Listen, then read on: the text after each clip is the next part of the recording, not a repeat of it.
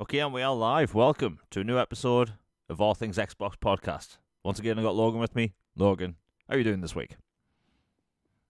Doing really good. A little cold. Other than that, it's a frozen tundra down here, and just me and the dogs have been gonna be snowed in for a few days. But other than that, just get something nice, warm to drink, and play some games, watch some movies.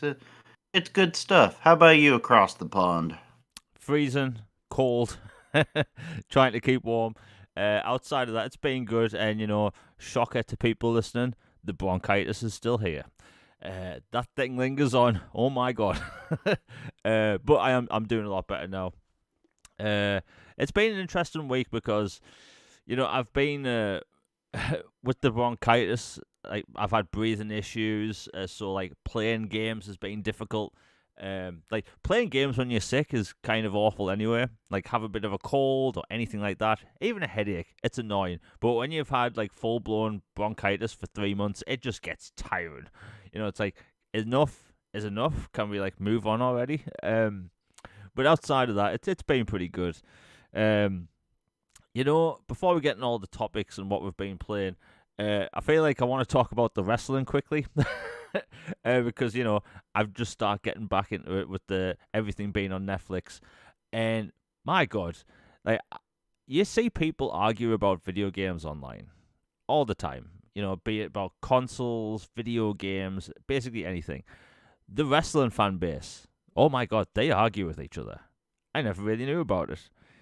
AEW fans and WWE fans constantly going at it online, and I've never noticed it before, which is kind of funny.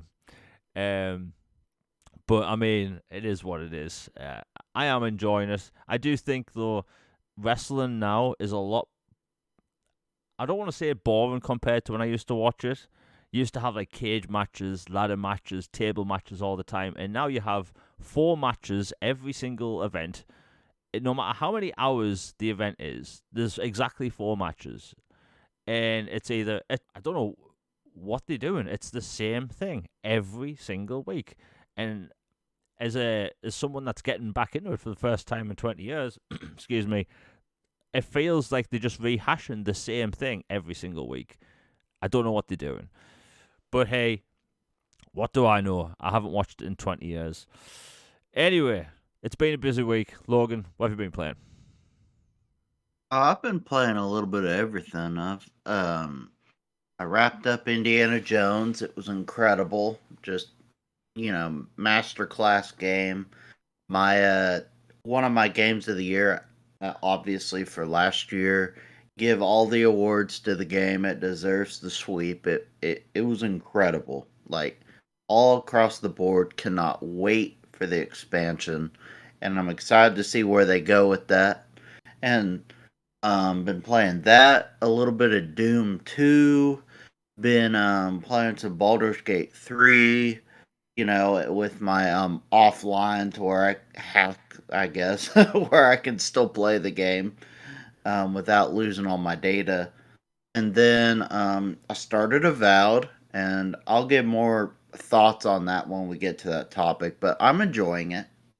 And let's see, I wrapped up casting of Frank Stone, Oh, nice. my first playthrough, which is for those who don't know, it's a super massive game from that is set in the Dead by Daylight universe. So there's lots of Easter eggs for those who are familiar, and even some Easter eggs that tie into some of the Dark Picture games. So maybe they're all set in the same universe. I'm not entirely sure, but there's definitely some signs that could point to that. And so I got not a great ending for my first playthrough. So I'm going to definitely go back to that. And yeah, so that's what I've been up to. How about you, man? I've been playing Avowed, and we're going to be talking about Avowed later in the show because I have a lot of good things to say about it. And I know Logan has too, but other than Avowed, I've been playing DeathStranding. Again, that game's weird. It's weird. It doesn't make sense, and I love that game. The funny thing is, every time I post about it online, I get the exact same reply. It's always someone saying, "Oh, but you guys made fun of this game."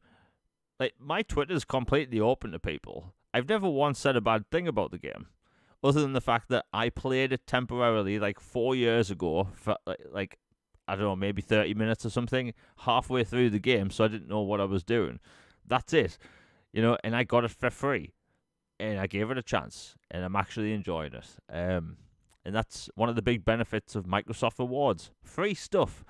But yeah, Death Stranding, really cool stuff. You can definitely see there's Metal Gear Solid 5 elements in there. There's gameplay elements ripped from Metal Gear Solid 5. I mean, can you blame Kojima? Metal Gear 5 has, as much as I complain about that game's story and how atrocious it is, that game has amazing gameplay. That's something you can't take away from Metal Gear 5. And speaking of Metal Gear, I've been going through the collection. My God, let me tell you, the 4K upgrade has done wonders for the second game.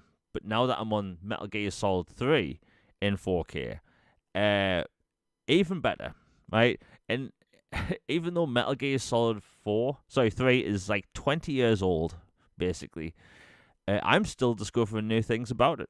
So it turns out the European version was slightly censored back in the day, but this version has the North American version on the disc, meaning you can play it without the censorship, which is really nice. So I don't know what was censored in the UK, but I'll find out. And also, the game also had this awful yellow filter for 20 years. I love Metal Gear Solid 3, but we all know that generation was filled, and even the 360 generation and PS3, a lot of games had this weird yellow filter. We call it the piss filter. Yeah, the piss filter. It was awful. And, some games had it worse than others. Deus Ex Human Revolution, that whole game is piss, Gears of War 3, that has that filter on a lot. But Metal Gear Solid 3, oh my goodness. I never actually realized how yellow that game was until playing this version, because it doesn't have that filter anymore. And I think it looks fantastic without the filter. Love it. But, the 4K upgrade has done a lot for the third game, because you have a lot of foliage and stuff. And overall, the game looks genuinely good still. 20 years later, it's still 20-year-old assets, but in 4K, and somehow it still looks good. But I've been enjoying that. I've also been enjoying the Lonely Mountain Snow Runners, I think it's called. It's a snowboarding game. It's in Game Pass. Actually, surprisingly fun game. It's actually addictive. I think a lot of people are going to love that game. Just download it, play it. It's only about 2 gigabytes, I think. But other than that, just a few little indies and some backwards compatible stuff. I've actually been playing Battlefield 3's campaign. That game has aged like a fine wine. It has no upgrades outside of HDR, and it looks like it could have came out yesterday. Outside of the lower resolution, it graphically still looks amazing, and it's a 2011 Xbox 360 game. Don't know what magic they were using for it, but whatever they did, the developers did a fantastic job. I mean, with all the new Battlefield news over the past month, basically a lot of people have been going back and playing them, and so Twitter's been filled with Battlefield 3 clips. People have gone back and realized, wait a minute, this game still looks and plays amazing. And even one of the developers who worked on the game, was talking about how the process of making the game and its visuals, but you have this 2011 Battlefield game that can go toe to toe with some modern games. It's crazy. But yeah, outside of that, we have the first super chat of the day by Nick Wendland. Thank you very much for the $4.99. He says, you should have played Metal Gear Solid 3 first instead. You should play the second one last. Yeah, I know the story goes 3, 5, 1, 2, 4. I'm that weird person. I like to play them in order of release date. I can't get past it. I think it's just because the gameplay mechanics change too much. So going from 5 to Metal Gear Solid 1 would genuinely it would kick in my OCD to the point where I'd probably pass out. But the thing is, when it comes to Metal Gear Solid games, there's only one game out of the mainline ones that I don't like, and that's 5, purely based on its story. I think it has possibly the best gameplay mechanics of all time, of any game. But that story, I'm going to have a little ramble about Metal Gear Solid 4. Metal Gear Solid 4 is this PlayStation 3 game that, it got a bad rap back in the day. But you know what? I love that game. I love Metal Gear Solid 4. Even though it has 9 hours of cutscenes, even though there's a part where the game starts, you have a cutscene, you walk about 8 feet after the cutscene, and then there's another cutscene. And you know what? I love that game regardless. Like, Logan, did you ever play Metal Gear Solid 4? Yes. I played it and I enjoyed it. I really do want to go back and revisit it because I don't remember much of the story at all, except one mission where this guy basically spent the whole mission or section of that campaign just having the Hershey squirts, and it was just Oh, yeah. awful. Like, that's about the only thing I remember from that part of the campaign. But I remember like the funny statues, the boxes. You could place a magazine to distract guards. Like, ooh, what is this? Yeah. And yeah, it was fun. Yeah.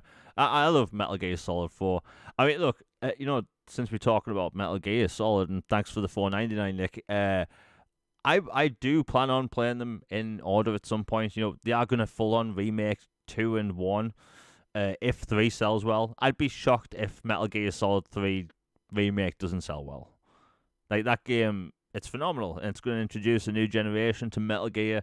And look, we could be living in a world where Metal Gear Solid 3, a remake, is potentially going to have Metal Gear Solid 5 gameplay mechanics.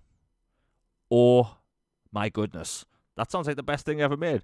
But, we are going to see more Metal Gear as well. I mean, you can't release a game called Metal Gear Solid Master Collection Volume 1 if you're not going to do a 2.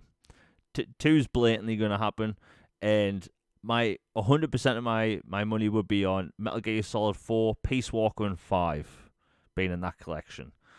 And then we'd actually have a 4K patch for 5. But yeah, Metal Gear Solid, I adore that IP. It's weird. Then you have Metal Gear Revengeance, which is a very bizarre game. Like, that game's made by Platinum. You can definitely tell as well because it's over the top structure. But yeah, Metal Gear Solid, what can I say? And that collection, like, when that collection came out last year, I told people online not to buy it because it had no upgrades outside of the, having the first game included. So if you owned the HD collection on 360, there was no benefit. But that 4K patch we got in December, chef's kiss. What can I say? Absolute chef's kiss. Anyway, that's what I've been playing. A lot of Metal Gear Solid, a lot of DeathStranding, and Avowed, which we'll be talking about later. Now, before we get into the major topics, we have a bunch of gaming news to talk about, but there's this one thing I've been wanting to rant about, and I haven't told Logan yet. And I wanted everyone to listen so I can, maybe pop off. So every so often, I like to open up the Xbox Live Store, see if there's maybe any new gems, maybe some surprise announcements, all that stuff. And, that's how I actually found out Death Stranding was on the Xbox Store. I opened it up, and then Death Stranding was just right there in the new game section.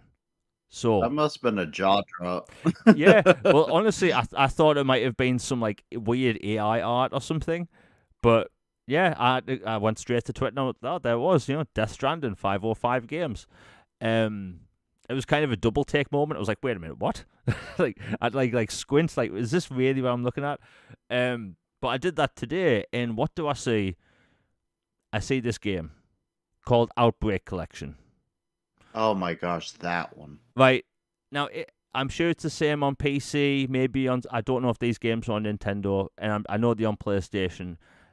Microsoft, Sony, Steam, please, do something about this game. So there's this developer that releases this game called Outbreak, and some variation of it. It looks like an asset flip game, essentially.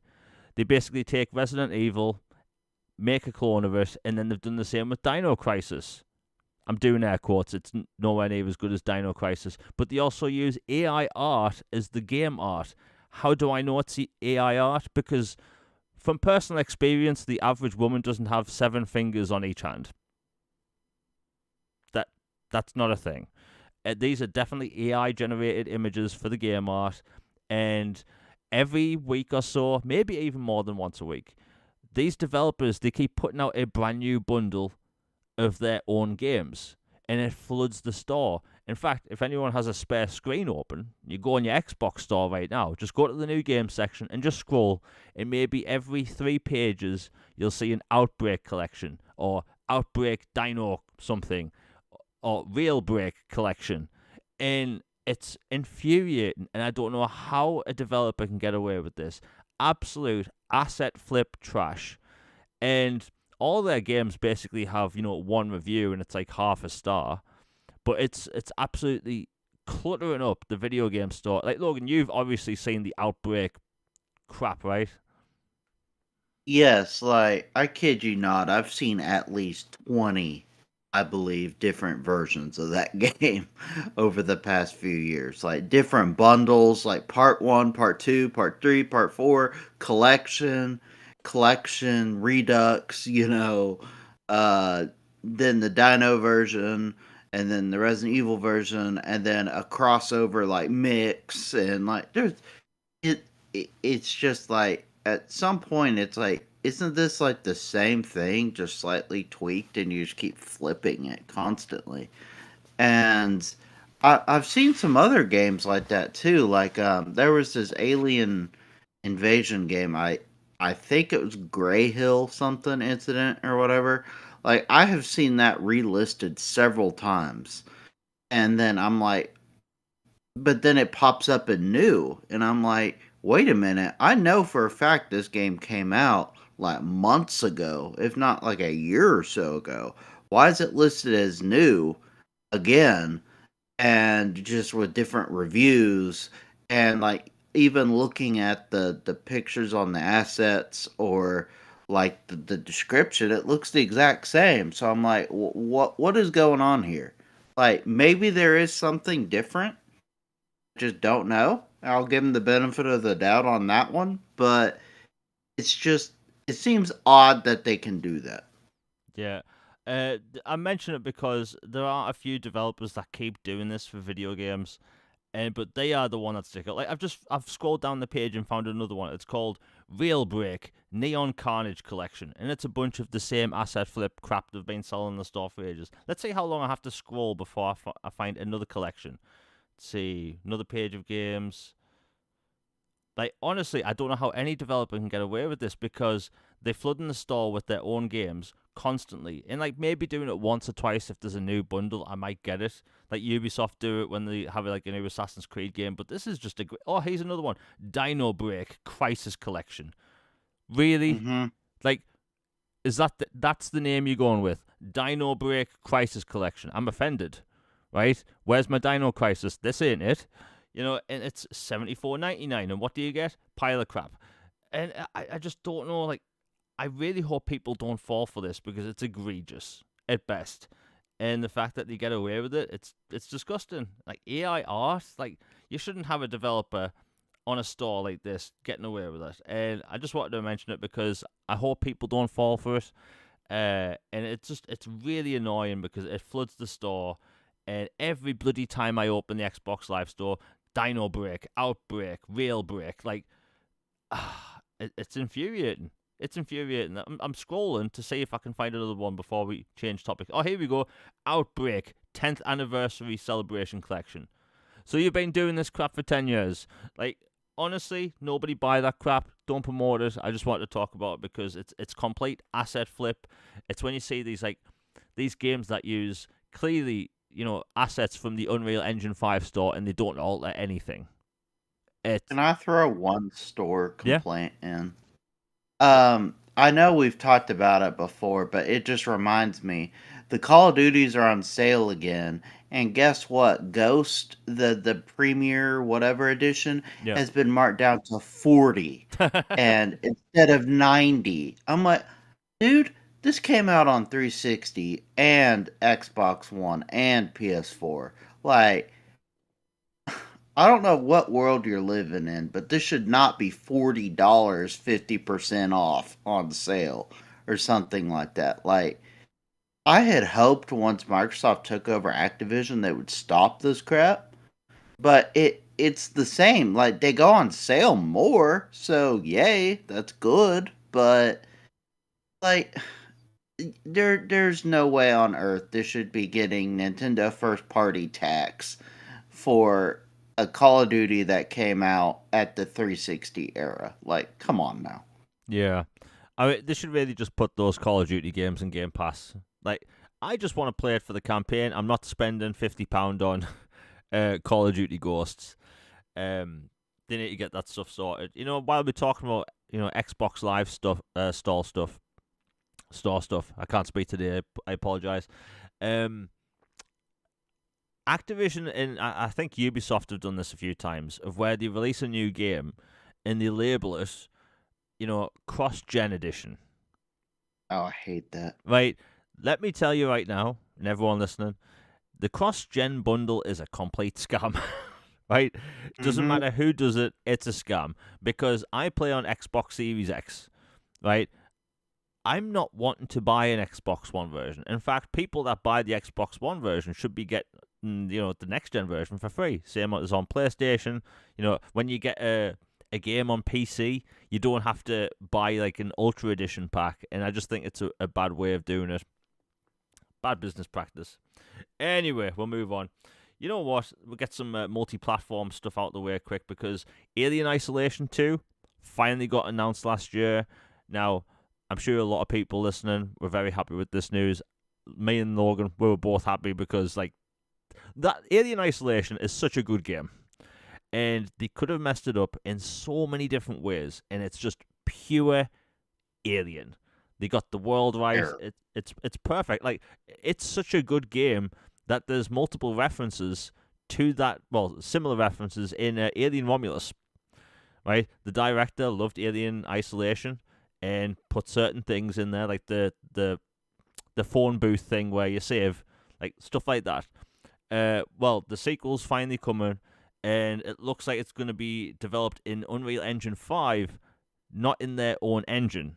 So, ooh, good. So I can't wait to see what this looks like. I'm still saying that I think this game's coming out this year.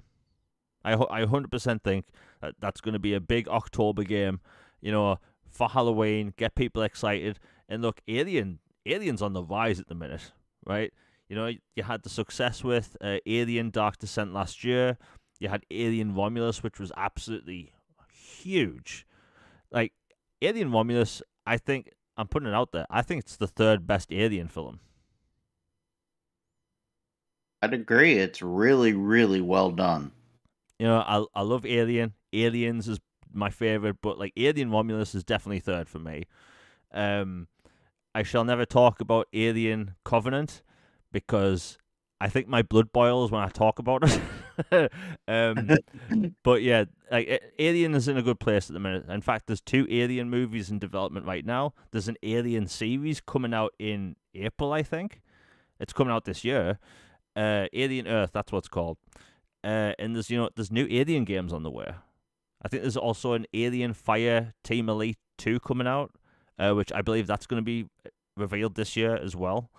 So yeah, if you're an Alien fan, it's going to be a good year or good years ahead. Anyway, okay, this is good news. So Tony Hawk, we haven't really had a new game for a long time, and then there was some remakes that Activision put out, and the very high quality remakes, which a lot of people love. But Tony Hawk as a franchise, it hasn't really been mainstream or talked about proper in a while, and there was rumored that there were some cancelled remakes a couple of years ago. Well, Tony Hawk kind of insinuated that there's going to be a Tony Hawk remake announcement fairly soon. Logan, you mentioned this, right? Yeah. Basically, a few months ago on the anniversary, Tony Hawk came out and said, yes, there is more Tony Hawk games in development, and that's all I can really say at this point, but you won't have to wait too long until you hear more. And he had previously said that they were trying to get the band back together for some stuff. And then you remember that Vicarious Visions did the first 1 and 2 remaster collection, which was really good. And apparently they had been working on a 3-4 collection or whatever before Activision decided to, shutter them and merge them into Blizzard.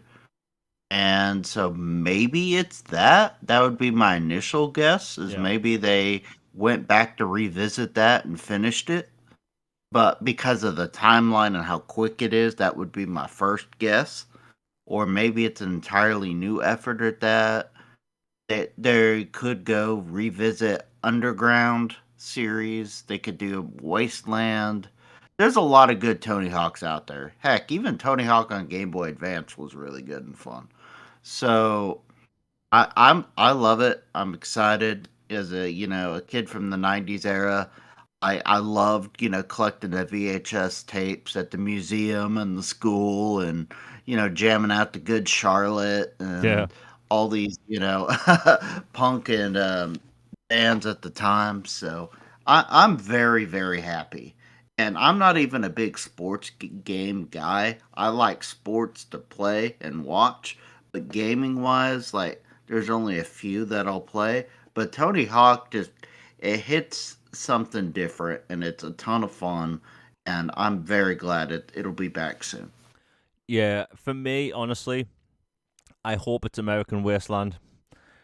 I put so much time into American Wasteland on PlayStation 2. Like I must have put over 100 hours into that game.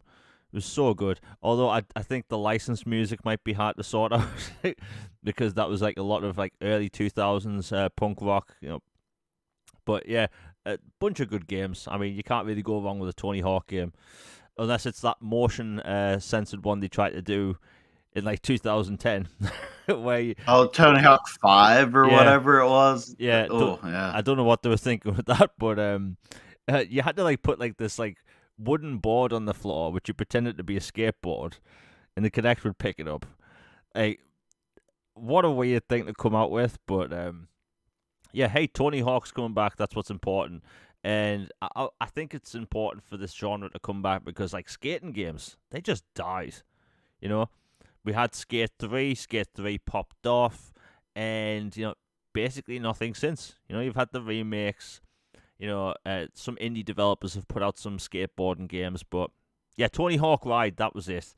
I never got that, but I thought, what a weird thing to make. Like, I might actually try and find one and review it. I think that'd be pretty funny. Post a video. Yeah, I might. You know what? I might actually try and find one.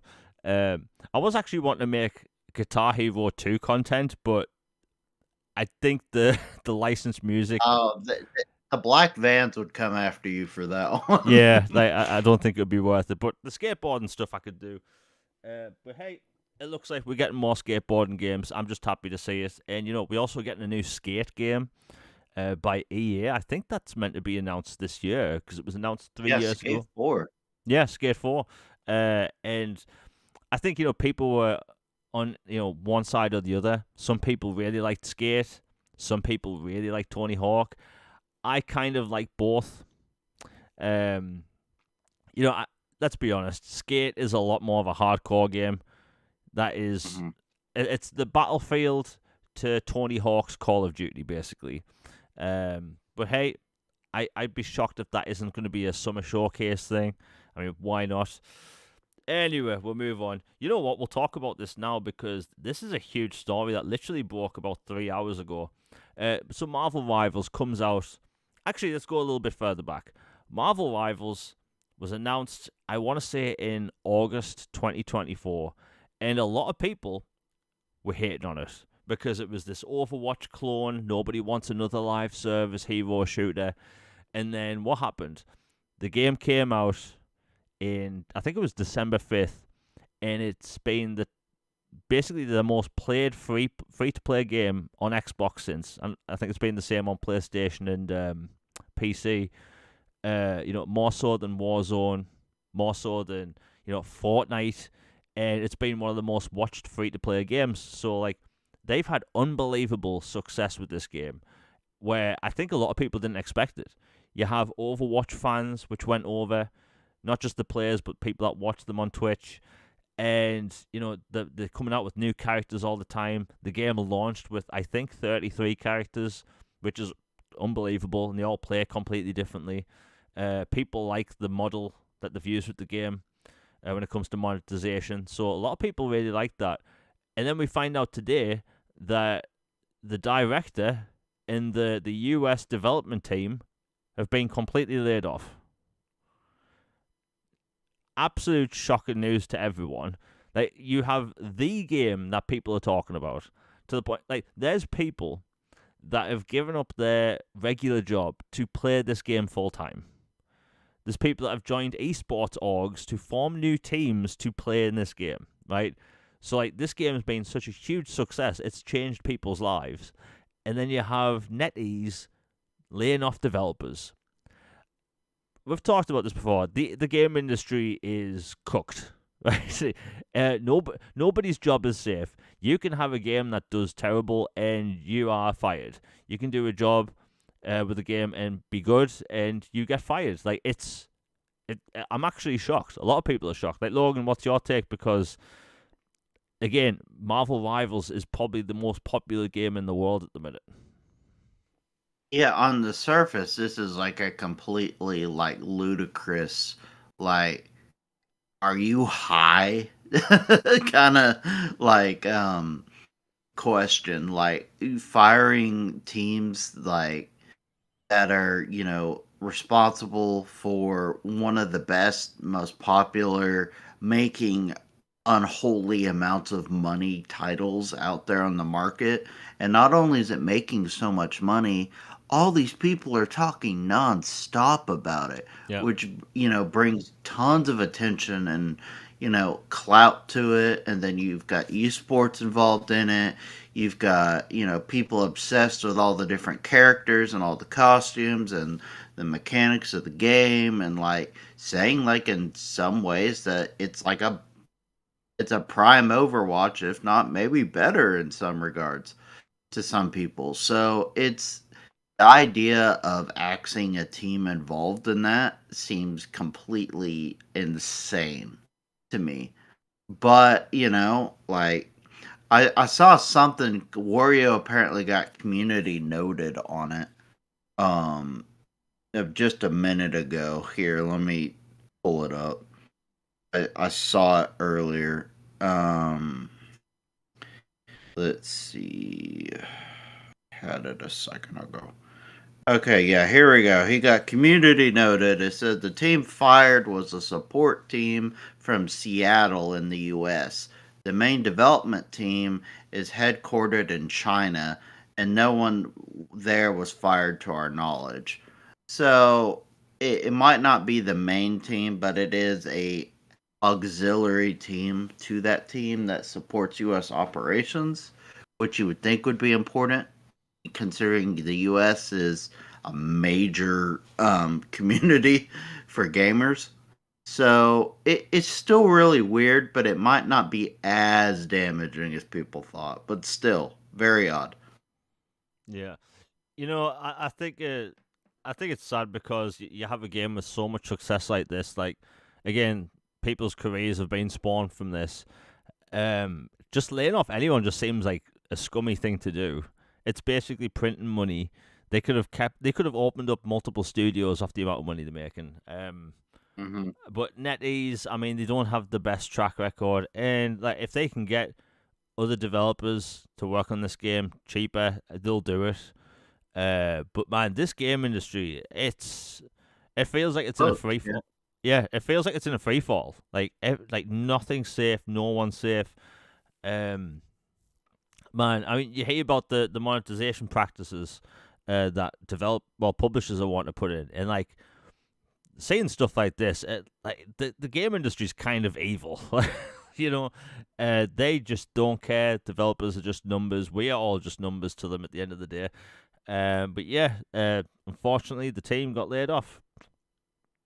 Terrible. Like, I honestly, I think that might be some of the biggest game news of the year, considering how big Marvel Rivals is. Like, Marvel Rivals is so big that normies, people that don't normally play games are playing it. That's how many people are playing it. You know, you have the Marvel fans that weren't really into gaming and they've gotten into this because of it. Like, wasted potential. I don't know. Anyway, we'll move on.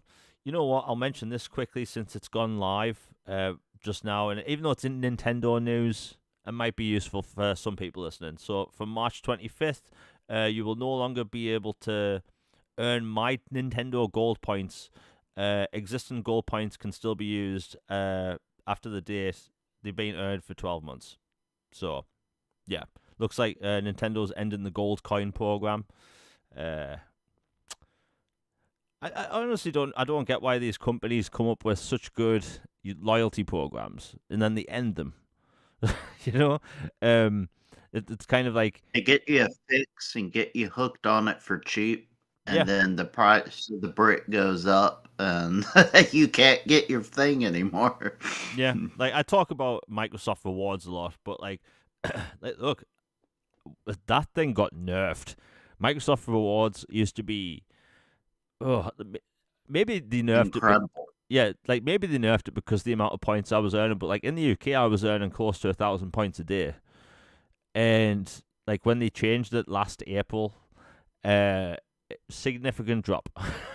I still save and like get games and like Game Pass out of it, but like I once saved up for a controller, for about a month in Microsoft Reward points, and I bought my Starfield controller. Didn't cost me a penny. But yeah, loyalty programs, they can be great until they get taken away. Anyway, we'll move on. You know, Death Stranding 2's been in the news a lot, and especially with the Xbox stuff being announced months ago. Logan, do you think that Death Stranding 2 is going to come to Xbox the same time as other platforms? That I keep kind of going back and forth on it because on one hand, it was originally, PlayStation exclusive, and then he got the rights to it. And I know there was the PC Game Pass port originally a few years ago. Maybe that opened some doors, I don't know. But the fact that Kojima fully owns it now and he says he wants all his stuff everywhere and he is investing in, working with the movie industry and other stuff to get his franchises adapted and stuff.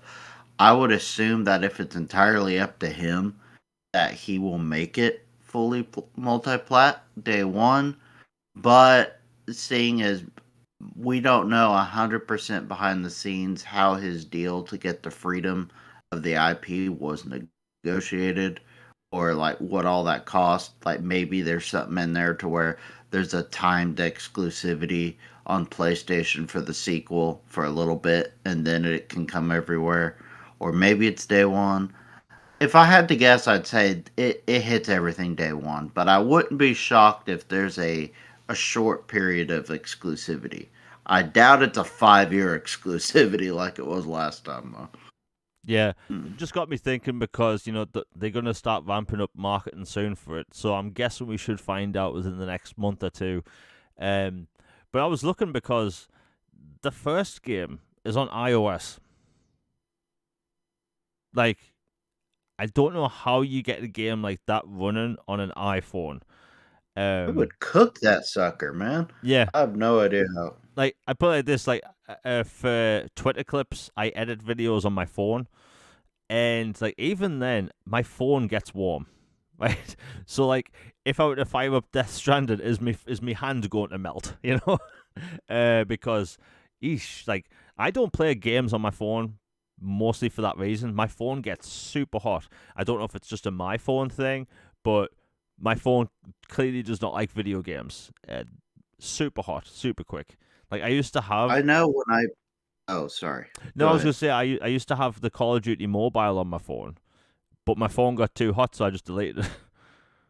Yeah, when I played Pokemon Go religiously, it felt like I was handling hot magma in my iPhone. And that was just Pokemon Go. It wasn't like some incredibly intensive experience. So I can't even imagine attempting a Death Stranding on there. Yeah, you mentioned that. I used to play Pokemon Go when it came out, and my phone got hot as well. So yeah, and that's basically it was just Google Earth with some Pokemon on it. Like, let's be honest, that's all it was when it first came out. I know the game's grown since, but yeah, Death Stranding, who knows? I might try it at some point. I have a friend, by the way, that still plays Pokemon Go.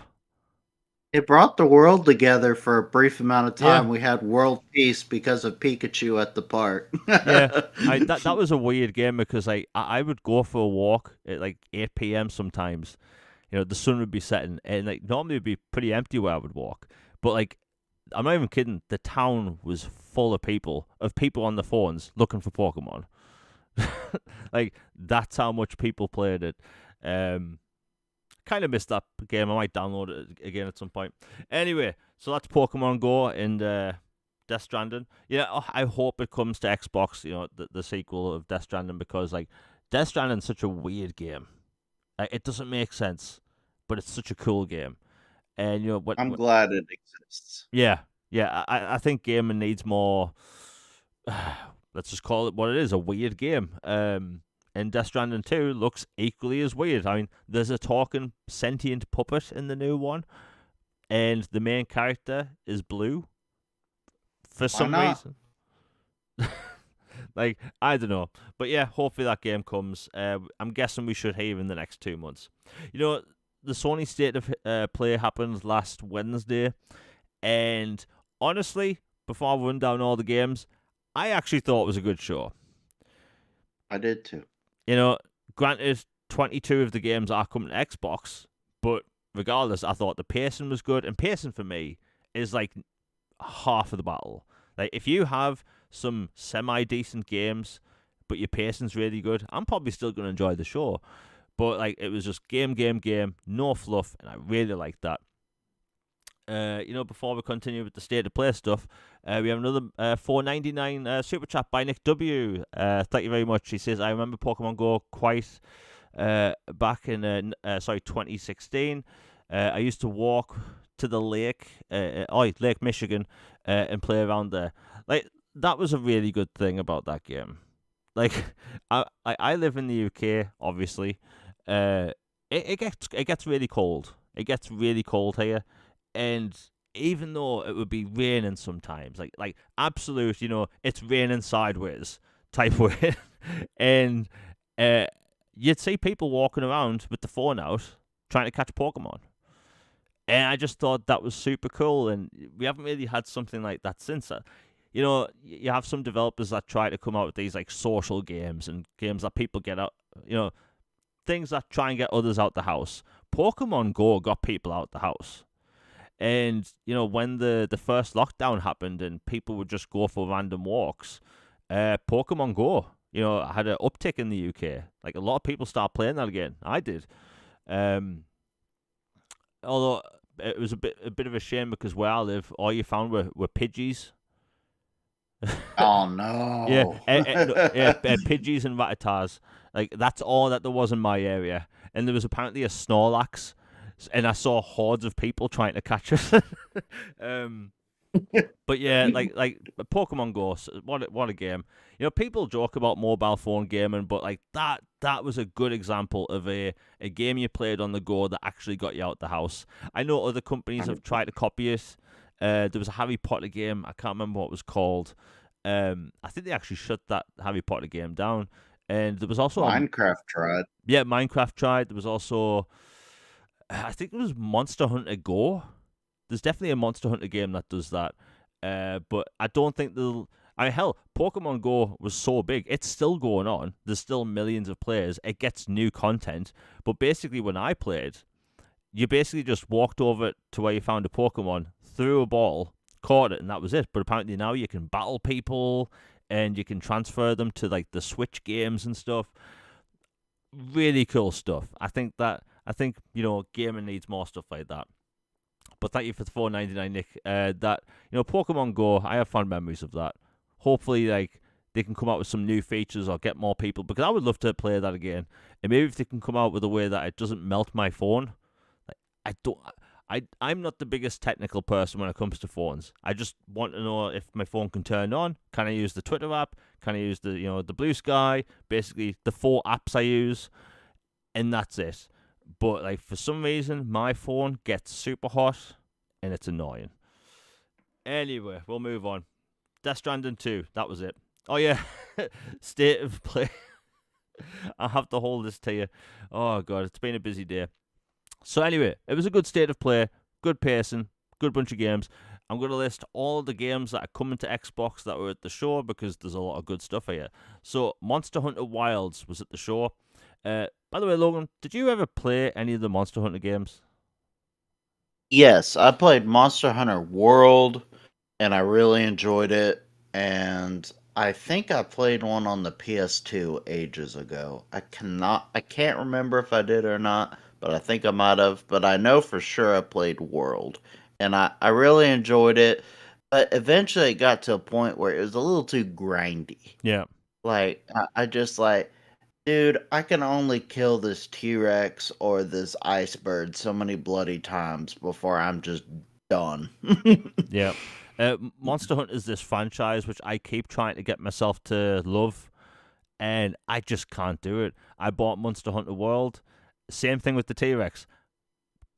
I defeated like 30 T Rexes, called up for help with the red flare thing multiple times, and it's a franchise that I want to love, but it keeps pushing me back. But that new one, and I did play the beta for the new one. It's fun, but like there's something holding me back. But anyway, I think a lot of people are gonna love it because I'm just weird. Anyway, so that's coming to Xbox this month. Actually, there was also the new Shinobi game was finally shown off. Outside of the 5 seconds of gameplay we've seen, it looked really good. It's doing that whole cell shaded 2.5D thing. I think a lot of people are gonna love that one. Sonic Racing Cross Worlds, that looked fantastic. I think Sonic racing games in the past have been a bunch of fun. I think the last one was Sonic All Stars Racing Transformed or something. Had a weird name. By the way, why does Sonic need a car? They can carry others with him, maybe? Maybe. I've always thought like shouldn't he just be running alongside the other cars? But anyway, the new racing game, it looks good. It's also going to have a closed network test this month, I believe. I think you can sign for it now on Sega's website. They also show off the new section of WWE 2K25 where you can go to this shared multiplayer island and go and basically do multiplayer matches. It looks really cool. It's basically a social hub. I think the NBA 2K games also have something similar. Kind of works the same way.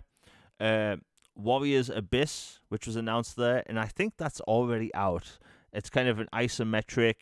I want to say a game that's a lot like Dynasty Warriors, but in an isometric form. It looks pretty cool, actually.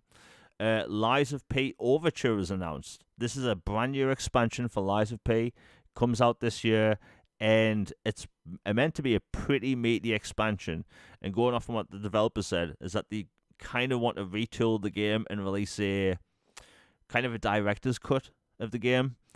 A lot of people really loved Lies of P. They even launched in Game Pass, so I'm sure a lot of people are excited about that. Abiotic Factor, which is a kind of like a weird third-person shooter game. It's a third-person shooter where you shoot the environment. I believe that's what that game was. Weird game. There was also a Split Fiction shown off. This game is made by Hazelight Studios. It's a co-op game in the best possible sense. And like, Logan, did you ever play Hazelight's games? Oh yeah, I love their stuff. Like I have the Brothers remake. I haven't played through the remake yet, but I loved A Way Out, and that ending, man, that still messes you up. Like no matter, that totally surprised me the way they went with that. And then It Takes Two. Yeah. I think it totally deserved Game of the Year that year. It was fantastic. It felt like Pixar brought to life in a game, and it was really moving and a good, wholesome story that also had some really dark and funny stuff in it. Just I love the guy that makes them. He's hilarious, he's insane, and he has great ideas. I'm very much looking forward to Split Fiction. Yeah, it looks good. I mean, it's half fantasy and half sci-fi. It sounds practically perfect. It looks a lot of fun. And the cool thing about his games is that you're introduced to a ton of different gameplay mechanics that are actually fun. So I think a Hmm. lot of people are gonna have fun with this. It's also gonna do the friend pass thing like the previous games have done, which is really cool. More games should do that. Yeah, I mean, they have a game which would encourage people to buy 2 copies, but they make it so you only have to buy one. Like, you've got to respect that. Like, even though they've had games published by EA before, they've pushed for the whole friend pass thing. Like, that's such a cool feature. Uh, That's how I played it. yeah, that's how I played it as well. Um, I think, hopefully more developers do something like that, because like how many times have you tried to convince someone to play a co-op game and then they see the price? you know, um, this would help. Anyway, we'll move on. Okay, Darwin Paradox. This is a kind of a platformer where you play as an octopus. Honestly, I thought it looked fun. A quirky, weird physics-based game like that. Why not? There's also Borderlands 4 finally got revealed. It's also going to get its own state of play in spring, and that releases in September. Huge game releasing in September.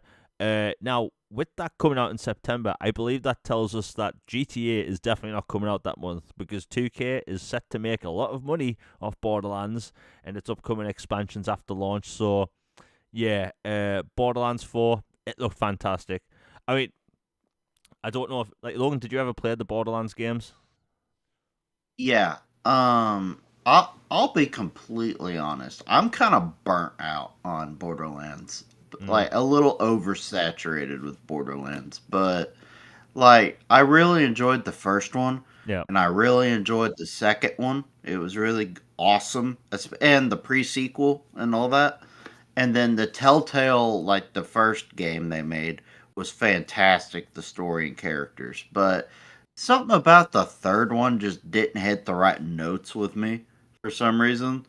And so I kind of just I want to be cautious with this one and see if like they revise some stuff or kind of go back to basics or square one, because it started just feeling like this kind of just retread and like throw it at the wall, like 12-year-old humor, kind of just ad nauseum to me. Like, not that there's anything wrong with that. I know some people love that, but I wanted something a little different.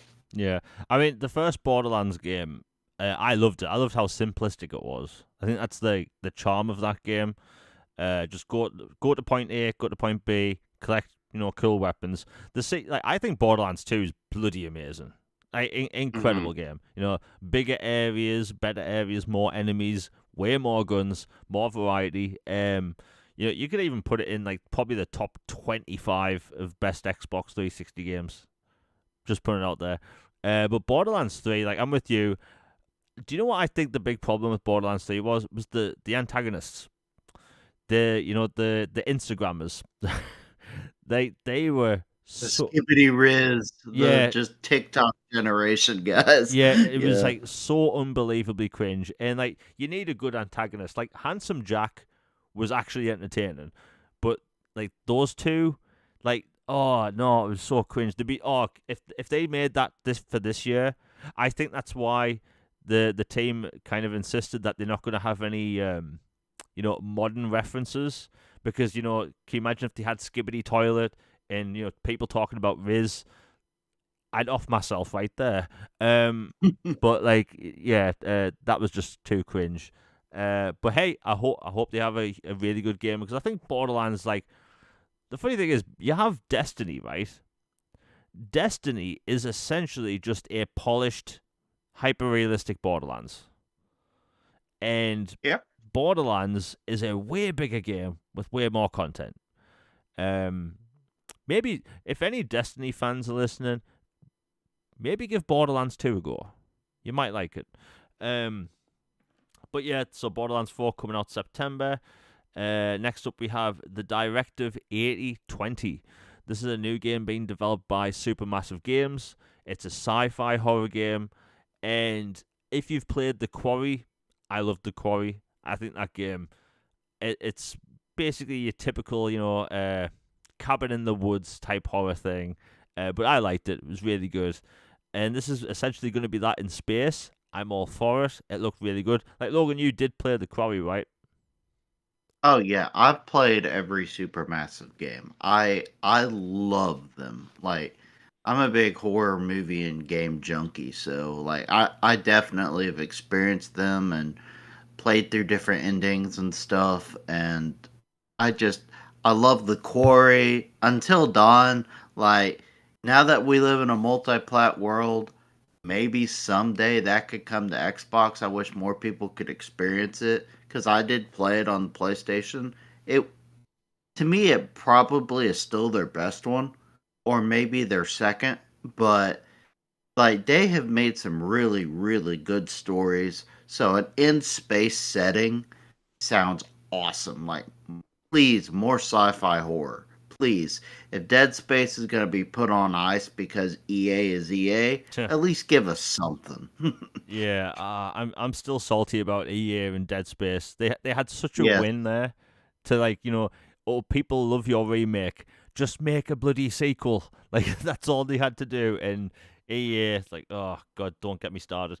But yeah, Directive 8020, it looks fantastic. I mean, it's super massive. You know what you're getting yourself into. It's going to be gory. It's going to have an intense story. It's going to be good. And plus those visuals. Lots Wow. of people die. Yeah, lots of people die. I actually got through my playthrough of The Quarry. Sheer luck, no one died. Awesome job, man. Yeah, I don't know how I did That's it. not easy. Yeah, sheer luck. And I think if people haven't played that, check Game Pass. I believe The Quarry's in there. Such a cool game. In fact, when you finish the game, and this is a cool feature, by the way, when you finish The Quarry, you can actually watch your entire playthrough as a movie. So it basically removes the gameplay sections and puts it all together with the choices and the cutscenes and stuff. And you can watch this like 4 hour long film, which I think's really cool, especially since it's a horror game. Anyway, the next game that we're showing was Lost Records. That's a game made by Don't Nod, I believe, the creators of Life is Strange. It's very much a Life is Strange game. It came out today, I believe, and that game's split into two parts. Part one's out today, and part 2 is out in April. So if you like Life is Strange, maybe check it out. Next up was Blueprints. That's a smaller indie game, looked pretty cool. This next game got a lot of people excited because it was announced for Xbox, and that is Digimon Storytime Stranger. Now, personally, in the UK, Digimon hasn't really been a thing in like 20 years. Like it's not on TV anymore. But as a kid, let me tell you, I watched all of the Pokemon clones I could. I loved Pokemon, so I watched this Digimon, which was an obvious Pokemon ripoff. And we haven't really had the games on Xbox. Yeah, Digimon Survive, which is it's kind of like half strategy game and half graphic novel. Like it's a weird combination, but Xbox really hasn't had this, mainline Digimon game, and this is the first third-person JRPG. It's got English voice acting, which is, I think it's the first, or at least the first in a while, and it looks like it's going to be a pretty big game. It's also getting a physical release on Xbox as well. So even though I've been out of the loop for Digimon for over 20 years, let me tell you, I'm there day one. It looked fantastic. It looked like a Persona game, but with Digimon, and I'm completely fine with that. Like, Logan, what did you think of that? Yeah, I think it's cool. Like you, I grew up in the height of Pokemon era when it first debuted, and I love Digimon as well. So this definitely has my attention. Yeah, that is coming out this year. No release date. I do suspect that's going to be one of those summertime releases. They'll probably announce the release date at the Summer Games Fest or whatever that is. But hey, I'd say that's probably one of the biggest games that were announced there that's coming to Xbox because, again, a mainline Digimon game. Like, we haven't had that before. Next up, they showed off the Onimusha 2 remaster. We saw a gameplay at the Capcom showcase, but this was basically more of it. I mean, if you're an Onimusha fan, you're going to be all over this. It's got more refined gameplay over the original. It's got improved controls because the originals kind of had weird analog controls. This has fixed that, which is really good. It's going to have 4K 60, all the bells and whistles. They also showed off new gameplay for Onimusha Way of the Sword, which comes out in 2026. And for people that don't know, and I've had to tell a lot of people this, Onimusha is not a Souls-like. For some reason, these fast-paced action games, people are so used to Souls-likes being, announced every other month that, yeah, Onimusha, it's not a Souls-like. Ninja Gaiden is not a Souls-like. Just fast-paced action. And that they predate that. Oh, yeah, definitely predate that stuff. Next up, they showed off my beloved Metal Gear Solid Delta Snake Eater. If people have never played like Metal Gear Solid 3, oh my god, they're in for a treat. Refined gameplay, Unreal Engine 5 visuals, the detail in this game looks amazing. I could honestly, I'm in love with this game, and it's not out yet. But that comes out in August. I mean, what can I say? It's also, I'm putting this out there, and I may have mentioned this before. It's got a collector's edition, right? And it's like $200, I believe, and £200. And it's a tiny little terrarium with a tree sticking out of it, and a snake's kind of like satchel, right? Where it gets caught at the beginning of the game. I'm telling you right now, no matter how big of a Metal Gear Solid fan you are, do not buy it. It's it's a legitimate waste of money. In fact, you could make a terrarium for about $20 and literally get someone to 3D print that backpack for maybe pennies, right? That is not worth I have a terrarium, right? It's worth about £10. These things, no. Do not buy the Metal Gear Solid 3 Collector's Edition. If it was a cool statue, or, it was the Shago HUD, like a Shago HUD model, I'd be behind it, right? I have a bunch of Collector's Editions, but $200 for a terrarium with a plastic tree in the middle, no. They're not even trying. There's a lot of effort that's gone into this game, but a bloody terrarium for $200, no. Just no. Next up, there was a game shown called Hell Is Us. Now, this game has actually some funny history because the marketing team clearly didn't know what they were doing. So when this game was shown off last year, they showed off combat, and the way they showed it off, it looked like a Souls-like. But it turns out it's not a Souls-like, it's just an action-adventure game.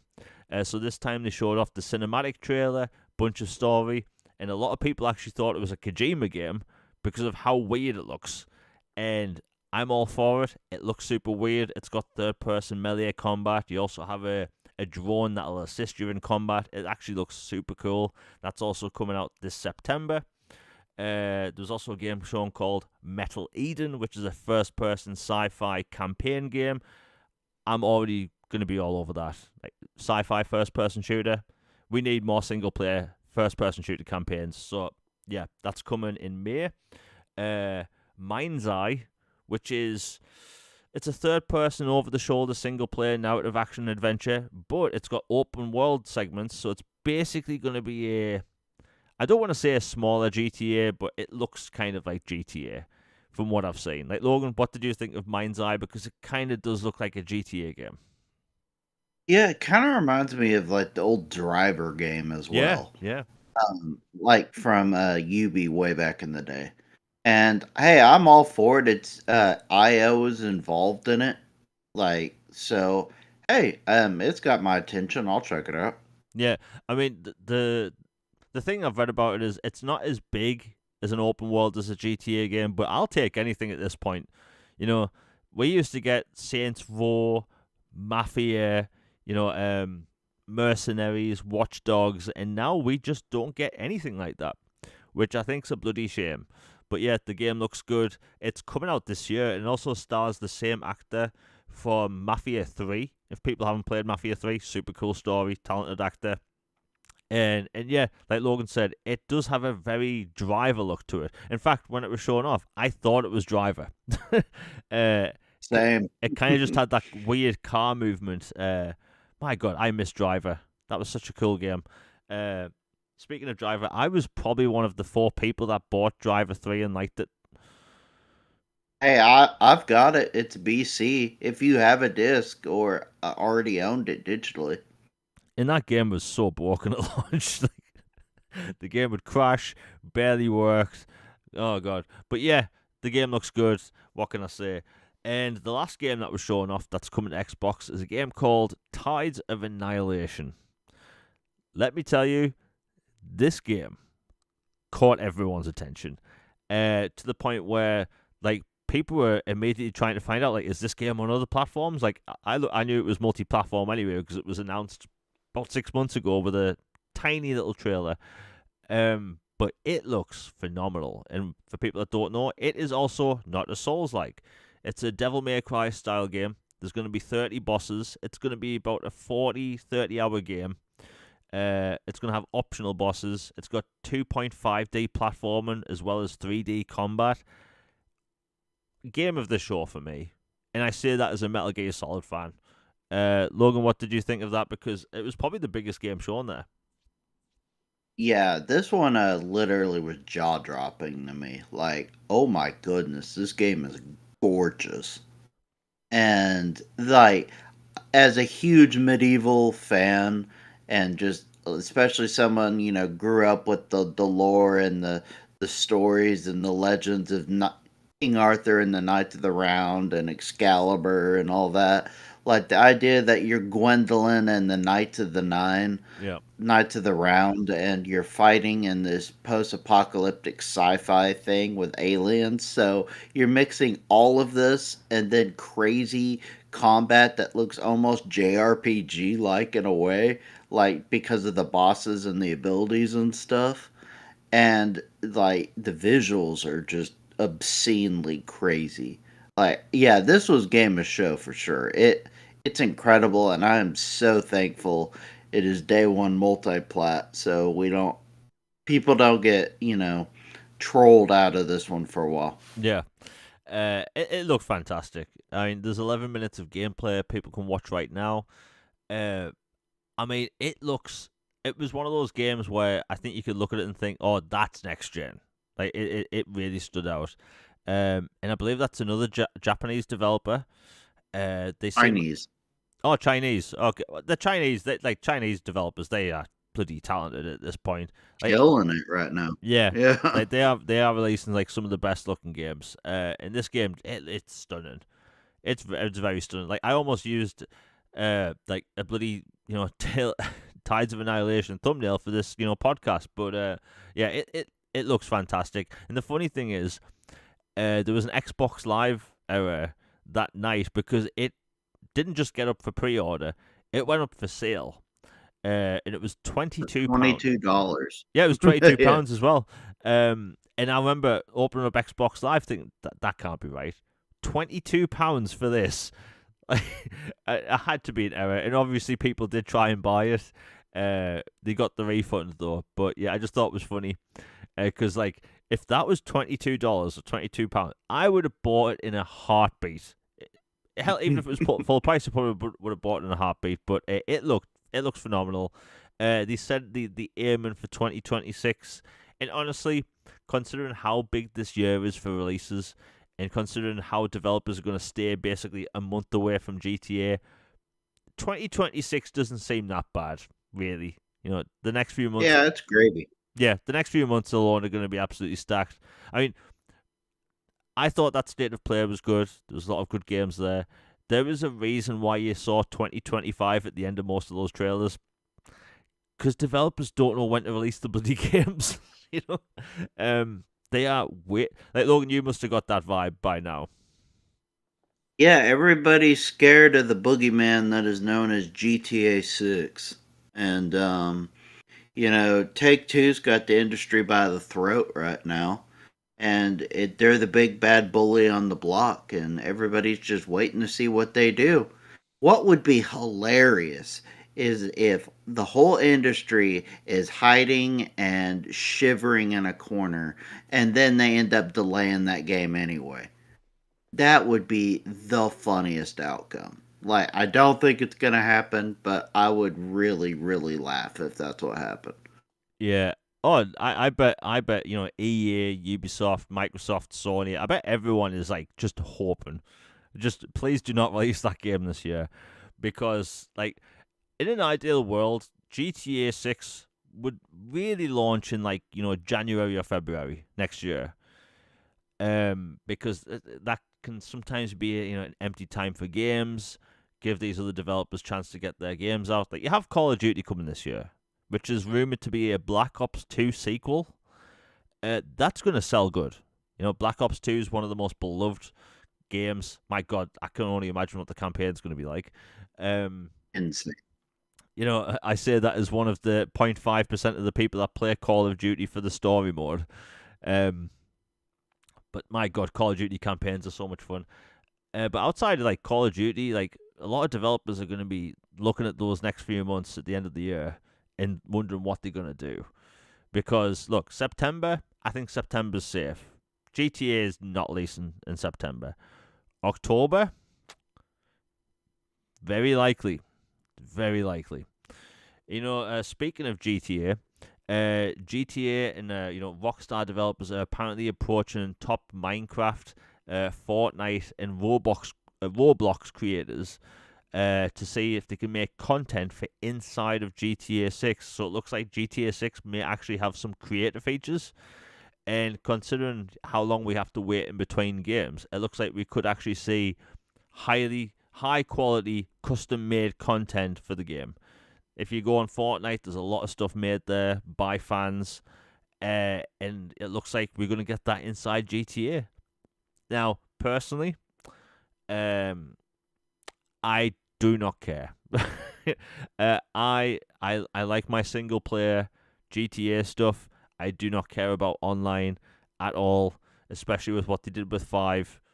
Absolutely atrocious monetization tactics. Hate it.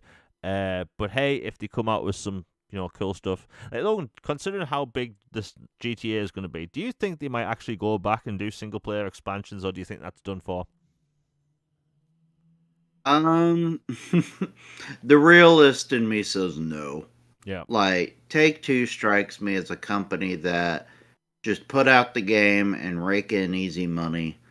And, online with the shark cards and then the base game, maybe do an expansion, but they haven't done a mainline expansion for one of their biggest games in ages. So, like, we were originally supposed to get a whole bunch for GTA 5. Instead, they just re released the game a billion times, like Skyrim. And then with the online stuff as well, Red Dead 2 never got Undead expansion like everybody wanted it to get. It's just, I don't know. I just don't trust them to do that. Yeah. I think this is clearly a sign that, hey, why make content if we can get these folks to do it for us? Yeah. That's what I didn't want to hear, but you're right. it, Well, I'm just saying, like, the way they operate, if this was a more, shall we say, consumer generous company, I would think higher. Like, if this was CD Red, yeah. I would say yes. But Take Two is not CD Red, Yeah. so I'm gonna say no. Yeah. If only. If only. I mean, look, this will be the third week in a row where I have some sort of rant about Rockstar games. Um, I, They deserve it. I I am incredibly like literally salty. Like my blood is basically sodium at this point. Like we were gonna get like 8 single player campaign expansions for GTA 5. And that didn't happen because people had to go out and buy bloody shark cards. And by the way, while I'm ranting, do you know how easy it was to earn money early on in GTA Online? I say that as someone who earned $370 million in that game. Gosh. And like I used to I've talked about it before, but I used to be obsessed with playing that game. But early on, you could earn money so quickly. So quickly. This was before the heists. And by the way, I haven't done the heists. So, like, I could be up close to $1 billion by now. But, like, the monetization of that game just destroyed my soul, basically. Like, they went from having the Ballad of Gay Tony, The Lost and the Damned, and then they had Undead Nightmare for Red Dead Redemption. Like, incredible expansions to none at all. And someone will always go, but what about GTA Online missions? That's slop. I'm not paying to play that slop. It's crazy. But yeah, that's Rockstar. What can I say? Anyway, by the way, think about it like this: all these other developers are putting out next gen patches for their games that sold well, even for some that didn't sell well. And Red Dead Redemption sold over 70 million copies, and we don't get any optimization for these consoles. Like, 70 million copies isn't enough for Red Dead. And whenever I point this out, people will say they'll just charge for a remaster. We shouldn't give them ideas. Like these should they're right. Yeah, oh no, they're right, but we should get these for free. Other developers put them out for free. CD Projekt Red put out new features, new mods, new DLC for free. And they, probably going to charge full price at some point. I bet they're going to wait till next generation just because, and then they know they'll have, people's GTA money. I'm trying not to rant about Rockstar, but bloody hell, they make it hard. But yeah, Rockstar, they're going to make online slop. Surprise, surprise. Anyway, we'll move on. So, okay. So the Xbox Series S turned out to help optimize Kingdom Come Deliverance 2 across all platforms. Now, I've been told time and time again that the S was the biggest mistake Microsoft could do. But millions of people like that console. It's a cheap console that people can get into, and that's going to be the cheapest way to play GTA 6 at launch. It turns out time and time again, the S is helping optimize across the board, much like Baldur's Gate 3. Outside of the split screen stuff, but this is good news. I think it just goes to show developers can get a lot out of that console. You have the Switch 2 coming out this year, which is, we can assume it's going to be a little bit less powerful than an S, but man, what they've been able to do with that tiny box is really impressive. And, Kingdom Come Deliverance 2 looks fantastic on the console. I've seen Elden Ring running on the thing. It's just impressive stuff. Anyway, you know what? Let's get into the big stuff. So, Phil Spencer, once again, did an interview. And it feels like, we do the same song and dance every week, and people freak out about the same thing we already know. And, Logan, I've been talking for like 20 minutes straight. What was your take from Phil Spencer's XboxEra interview? Well, first off, kudos to John and Nick for getting that interview. I mean, not everybody gets approved to have an interview with Phil Spencer. So congrats to them. Congrats on 250 episodes. That's a big hit, and I'm happy for them. They do great stuff for the community. As for the content of the interview, newsflash, it was never going to be an interrogation. I know a lot of people online got mad about that.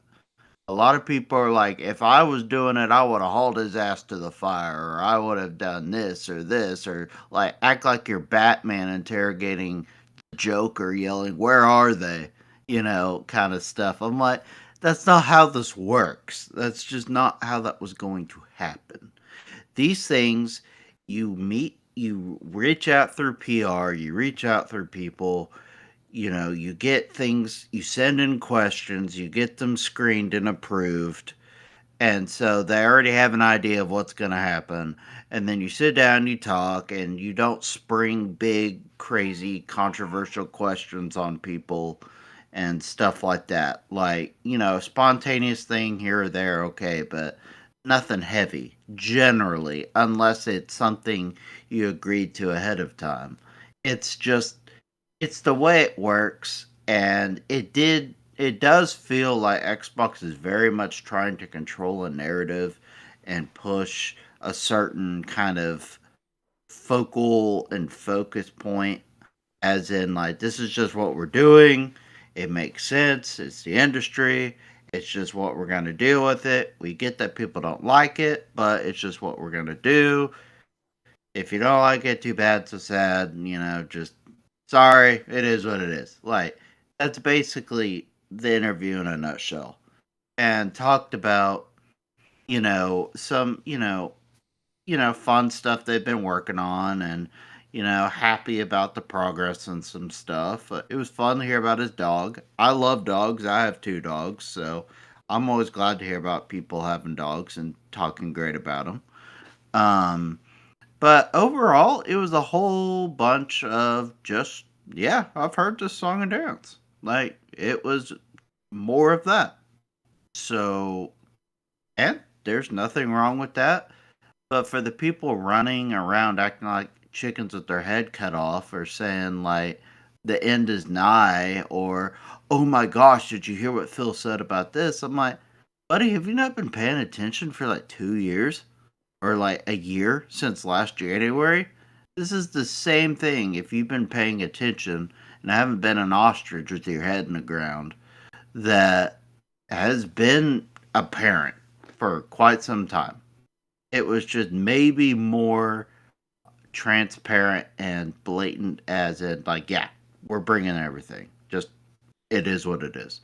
Like, maybe there was a little bit more of that, but in general, it was kind of just a fun celebratory interview to celebrate our friends at XboxEra on their 250th episode, and they got a cameo from one of the most well-known people in the gaming industry. It it's as simple as that. It was not meant to be a black site interrogation type thing, or some big newsbreaker. It was meant to be like, hey, isn't this fun? We've Yeah. done really well with our show, and we get to celebrate with a really cool guy who's involved in the gaming industry and get to ask him a few questions. Yes, they're softballs, but hey, we get to ask him, and that's fun. That that is my nutshell version of that. Yeah, no, I agree. I mean, it was more of a celebration of Xbox era because that's quite the achievement, and Phil Spencer joining on board. That's cool. I just find it funny people freaking about stuff that we've already been told. Um, it's just weird. It happens time and time again. Like people need to just get on with it. Like nothing's gonna change because people whine on Twitter. I mean, look, I've seen the same people on Twitter say that they're done with Xbox like 8 times. Like, you can't actually be done with something 8 times. That's like I can quit anytime I want to, almost. Basically. But you keep going back. But, it is what it is. I think people just move on. But yeah, people check out that interview. It's worth doing. You know what? I want to talk about this quickly. Because I had this take yesterday, and I think some people took it the wrong way. The industry's changing. You have Xbox putting some games on other platforms. You have PlayStation; they've put some games on other platforms. Nintendo, they're in their own little magical bubble, right?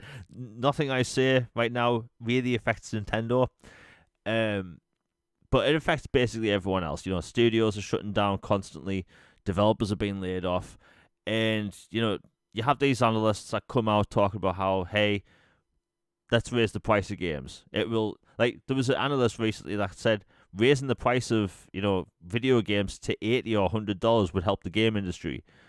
And my argument for the whole time has been like it will cause another crash. Well, Avowed actually got me thinking, and some other games have done this as well, where you buy a deluxe edition. With Avowed, you got the soundtrack, I believe, the digital art book, some skins, and also 5 days early access. Well, my thought is like that 5 days early access is a big incentive to pay more. So rather than developers upright charging $80 for games going forward, why not just start putting out more 5 days early access? Because let me tell you, 4 more no one should ever let FOMO get to them, right? Unless you cover video games, there's literally no reason to buy a game day one at all.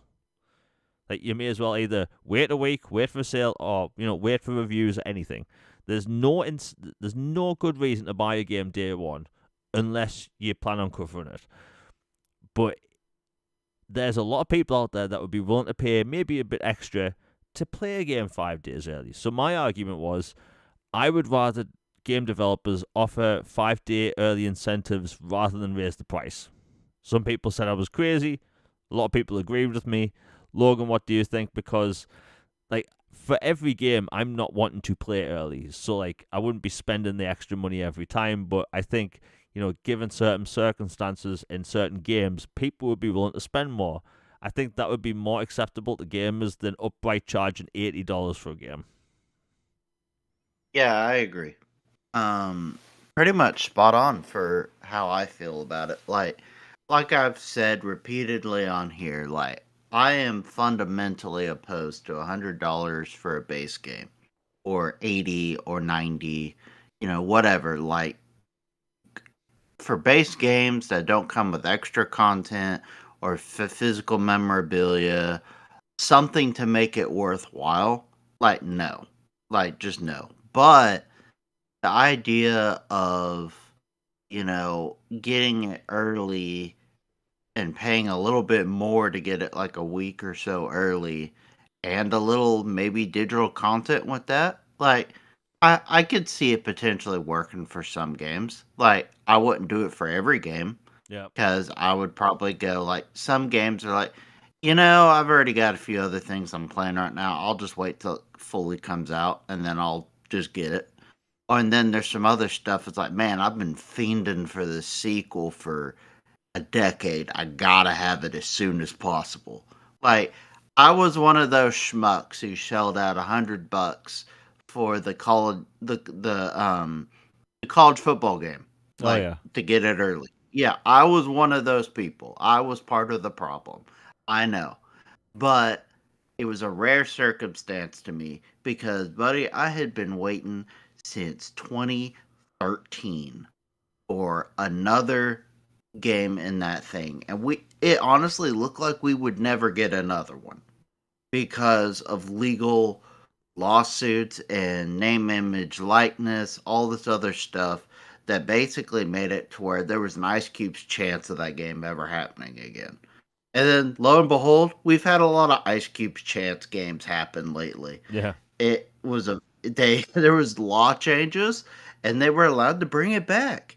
So the idea of getting that game early, and after waiting over a decade for it, and getting extra uniforms and customizations and extra fun stuff added onto the game, I thought, to me, a Blue Moon event that was worth it. So I did it. For Avowed, I paid the $9,500 for the Steelbook edition because I am a Steelbook fiend. I love Steelbooks, like movies, games, whatever. And yes, it doesn't have a disc, but you know what? In the way the industry's going, that is not such a bad thing to me because I know I can be able to download it other places once that, next Xbox Portable happens. That potentially makes it where I don't have to worry about not being able to play it on that. Yeah. Like, there's a bunch of reasons. And for some reason, people were really nasty to me about it. Yeah. About it not having a disc. And, like, giving me crap for being excited about a box. Like, I don't know. Don't get me even started on that. But people can be really just mean for some reason. People are excited about stuff and just sharing enjoyment and want to enjoy a fun hobby. And then people are just butthurt angry all the time. But in general, no to $100. But the idea of early access for a game, paying a little bit more as kind of a prop to where the vast majority of people don't have to pay that, and they kind of almost Kickstarter the game a little bit. help develop it in a way. I like it, but there is the drawback potentially the idea of, well, what if this game could have just come out in general at this point, but they arbitrarily delay it so that they can get this early access money when the game was really done for quite some time. Yeah. You know what I mean? So that's a potential drawback. Yeah, I think just at this point, I'd take anything over prices going up again. Because you know what's funny, right? When prices went up to £70 in the UK, that's when I start hearing from a lot of people, like, you know what, I'm going to wait for a sale. Because, Hmm. £70, it's like $85, $86. Like that's a lot of money for a video game. So, like, now more than ever, like, I hear it way too much. And, going up to 80, like, nah, I don't think people want that. But, you know, the Avowed thing, like, oh, by the you mentioned the steel case thing. Like, people have been really nasty about that. Like, there's entire Reddit pages on people that collect steelbooks. Right? It's an actual thing. People do collect them. But Avowed, man. We'll get talking Avowed in a minute, but like Avowed, people have been really nasty online about that game. Yeah, it's Starfield derangement syndrome again. Yeah, yeah, basically. And do you know what's kind of weird that people have gone into this for some reason expecting Skyrim 2. They It try, was never yeah. going to be Skyrim.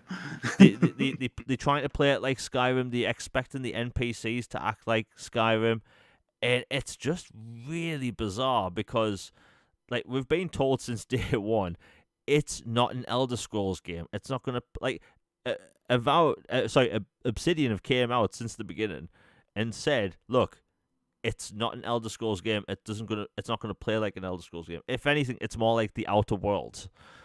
And people have just been super angry. And, like, you weren't ever going to get this photorealistic Skyrim 2 with this game. Like, it's not that.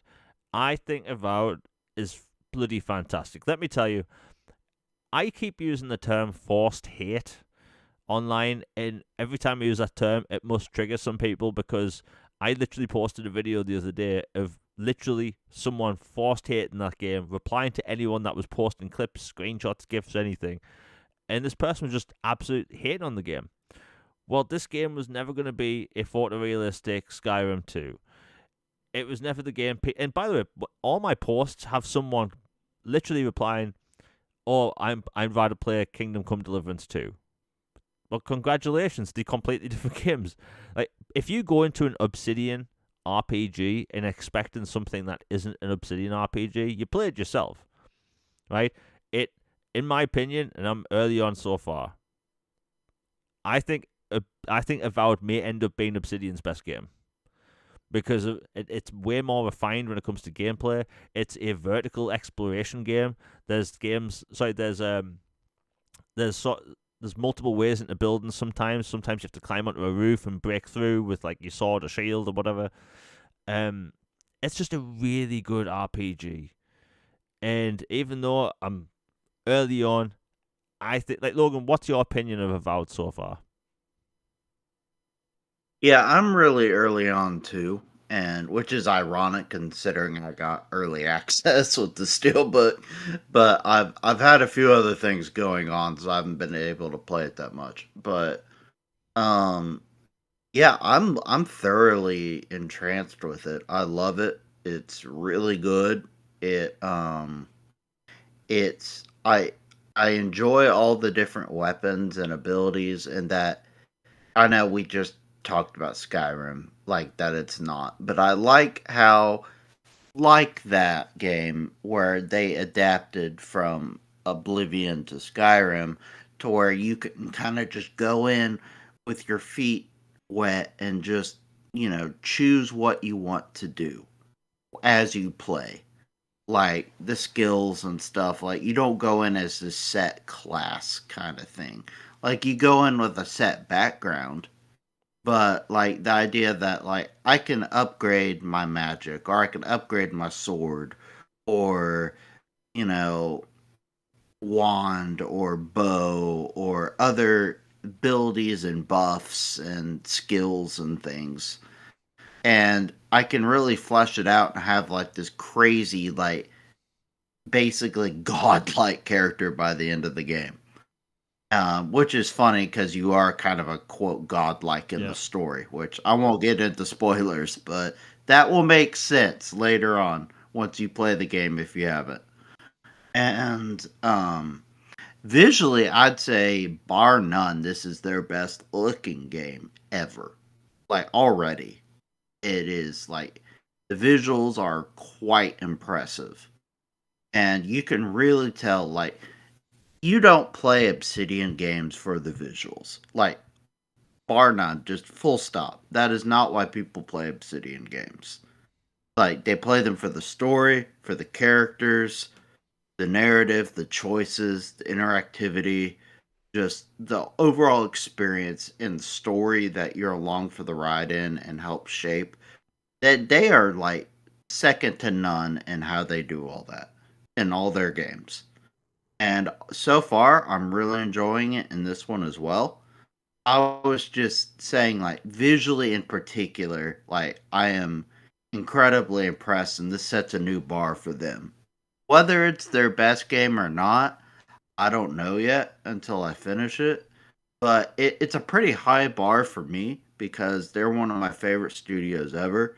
And Knights of the Old Republic 2 in particular, I know it came out way back in 04, 05, but it still is one of the best games I've ever played, especially story wise. I think them and BioWare did the best Star Wars stories, basically. They did it a better job than most of the other people who've handled Star Wars since then. So I just I don't know, I revere those games. So it's a high bar, but I have to say that there is a chance I can hit that. I'm really, really enjoying it so far. Yeah. I mean, things I really like about the game is you can switch between third and first person on the fly. Uh, Hmm. I went into this game thinking I'm going to play the whole thing in third person, but I turned out I'm doing both. So I'm exploring in third person, and I'm going straight to first person for combat. First person for combat is excellent in that game. Just the detail up close. Hmm. Like I've seen some people say like they're disappointed by the graphics. It's like no, it's got a high amount of graphic fidelity. It's just it's not photorealistic, and it's not meant to be. In fact, it's meant to look like Pillars of Eternity. Like that's the art You've style. got fungus gills on Yeah, people. What did you expect? yeah. But like I'm really enjoying the game, and you know, there are things I do think they could add. You know, like a photo mode, stuff like that. Hmm. Repopulating areas with enemies outside of bosses. I think they could do that. Because if you play on a high difficulty level, it will be harder to level up. But outside of that, I'm really enjoying the game. I do like that your how shall I put it? Your character's history that you choose at the start of the game has specific dialogue options, which I really like. So I picked the war Yeah, hero, love it. and Same. That's what I am. Yeah. yeah, and you basically can like snap back and reply to people with really sarcastic, replies, which suits me very well. So like I'm really enjoying that, and honestly, you don't get this a lot of RPGs like this. It's the verticality. Like you can climb up like so high in so many levels and like the big like castles or towers or whatnot. The game encourages you to explore because you can hear this like tingling noise whenever you're near a chest, and there's chests everywhere in the game. Like in fact, the game kind of baits you early on with a chest behind a waterfall, but not all waterfalls have chests, so you kind of have to think about it. But yeah, I'm really enjoying the game. Obsidian, they've knocked it out of the park. It's their most polished game to date. People keep telling me it's buggy, but nobody keeps posting the bugs at all. So I don't know what that's about. And like you said, Logan, was it Starfield derangement syndrome? um, it Yes. it is essentially that. Like people just get angry about Xbox releases. You know, Indiana Jones last year, almost every single post I made about Indiana Jones had angry replies. And across the Motion sickness. yeah, motion sickness. But across the board, people love that game that played it. Like a lot of people say it was their game of the year. It was my game of the year, and it was incredible. But yeah, the game's a lot of fun. I will say this though, and I hope more games do this in the future. Not locking you to a specific class is one of the best things Skyrim did, and this does that. And Mhm. you can have multiple different loadouts at the same time. So basically, I use a sword and shield because I'm boring. But with you having access to multiple different loadouts, I'm actually encouraged to use magic more because every single RPG that comes out, and I mentioned this on Twitter, that I gaslight myself into saying, hey, I'm going to be a powerful mage. I'm going to post clips of where I'm using magic. The game comes out, and I use a bloody sword and shield. I've always done You this. always use the default one too, like Yeah, an iron sword yeah, and shield. yeah. Every single game. Like, I went through 100%, and I mean 100%, of Elden Ring with a sword and shield. Right? I made that game more difficult for myself because I wouldn't use magic when I needed it. So like that's how locked in I am to a sword and shield. But having multiple different loadouts open, meaning I would use grimoires, which are the spells in the game, and the spells are really bloody handy, especially when you fight the bear early on. Um, but I'm really enjoying the game. I think the big takeaway a lot of people will get from this RPG is that it's not a massive open world. It's a region slash hub based RPG, and we don't get them often these days. We really don't. Fable 1 through 3, Mass Effect 1 through 3, Dragon Age 1 and 2, Deus Ex Human Revolution, Deus Ex Mankind Divided, Star Wars Knights of the Old Republic. These are hub based games, they're not open world, and I think that's something people are going to take away from this, that even though it is region based, you are very much meant to explore one area, finish it, move on to the next. And I think a lot of people are going to appreciate that because so many games come out now that are absolutely bloated to hell. And I will always use Assassin's Creed Valhalla. Beautiful game, great combat, absolute bloated mess. There's so much content in that game that doesn't need to be in the game, and it just gets in the way. Like, Logan, did you ever play Assassin's Creed Valhalla? Honestly, that somehow is still in my backlog. Honestly, you know what? It's fun gameplay wise, but if you are one of these people that like to complete everything, the game just never ends. And I feel like a lot of RPGs do that now. Especially when Assassin's Creed shifted to being action RPGs. But with this game, people aren't going to have that problem. Boomstick, he told me today he's put 80 hours into it, and he still hasn't seen everything yet. So, like, even though people do call this a 30-hour RPG, it really depends on how much you want to do. Do you want to level up everything? Do you want to do all your side quests? So I think most people are probably going to get about 50 hours out of it. But, I mean, it's a good RPG. I think a lot of people will like it. And plus, the different combat styles are way different from each other. So there's your typical swords, shields, maces. I think I saw a flail. There's spears, but also there's flintlocks, different kinds of flintlocks. There's some for short range, medium range, and long range. There's also muskets. There's also wands. Wand magic is different than grimoire magic. I will say this though, for people that are just starting it right now, because it went live about 6 hours ago, I think. From what I can tell, you do not need to waste experience points in magic, because you find these grimoires, which are basically loadouts for spells, and they go up higher levels depending on which ones you find.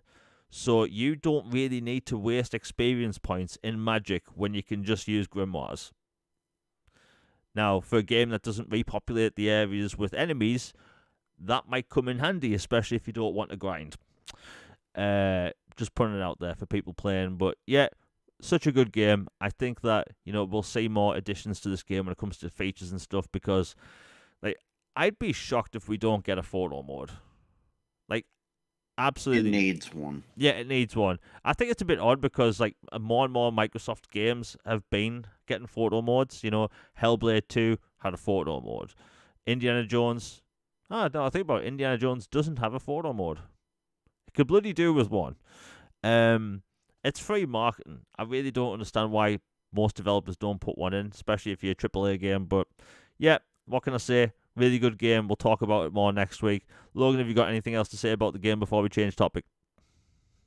Just that I'm thoroughly loving it. Obsidian is one of my favorite studios ever, and it looks like they have a true gem and a new franchise along with Outer Worlds to work with. Like I'm loving it, and honestly, there was also an article I saw the other day. I can't remember the who wrote it, but it was in Rolling Stone. It was one I shared on my timeline. If y'all want to find it again on Twitter, but basically, it this guy he went back and he looked at Obsidian's history and all the types of games they've worked on over the years and how they've learned from all of them and got to this point. And he talked with the developers, the head of the studio, and it was about the inside process for making Avowed and how they got to what they got. And it's really good read and worth a read if you haven't read it.